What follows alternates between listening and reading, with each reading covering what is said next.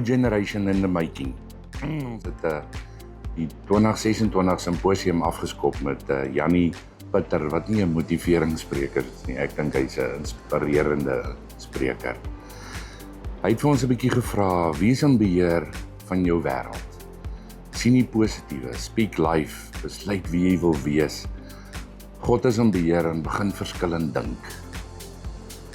Lisel Jacobs het met ons kom praat oor lojaliteit in ons werksplek. En ons het baie geleer van Jessica. Ek het baie gesien dat broken people heal broken people. En dit was vir my 'n baie interessante analogie gewees, want soveel mense wat jy kry wat coach, het nodig om gecoach te raak. Is jy lojaal of is jy gehoorsaam? Besluite is altyd emosioneel. Die magic principles het sy met ons oor gepraat. En dan natuurlik die drama driehoek, waar ek dink meer van ons betrokke is as wat ons wil erken.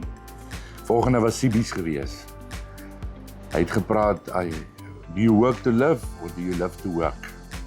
Hy het gesels oor die nuwe superpowers wat ons as werknemers en werkgewers het. Have a purpose, no egos. Do you thrive or do you survive? Skep 'n veilige omgewing sodat die foute wat gemaak word geabsorbeer kan word. En dan baie belangrik, Gen X se innings is nog nie oor nie. Ons het nog 'n belangrike rol om te speel. Ons het dag 2 weggespring met Dr. Pieter Geldnys wat gepraat het oor digital transformation, mega tendense wat bots, globalization versus home economics, die demografie, in ons makro-ekonomiese omgewing, chicken sniffers, vir die wat al was, sal weet wat is 'n chicken sniffer en hoe belangrik 'n chicken sniffer in ons lewens gaan dra. En dan, don't fear AI, ons moet dit omarm en dis wat ek wegvat daarvan. Dat ons moet leer, dat dit wat op pad is, ons nie voor bang hoef te wees nie. Dit was sommer 'n paar gigabytes se data wat ons daar gekry het. Volgende was Dr. Mariet Geyser. Sy het gepraat oor smart risks en the smart future, prysvasstelling op prysadministrasie. Die Arts en die Burik, een wat 'n korttermyn voorspelling is en die ander een wat 'n langtermyn voorspelling is. Sy het gepraat oor die dual market effek, die veerbarometer tussen wat jy jou verbeel die volatiliteit in die mark moet wees en dit wat dit werklik is. Ons het gepraat oor die physical market frontier en sy is opgevolg deur Dr. Tobias Doyer van Graan SA. Hy het gepraat oor die volgende dekade van graan. Hoe gaan dinge lyk? Hoe gaan dit werk? Hy het met ons gesels oor regeringsgesindheid, biosekuriteit, populasiegroei,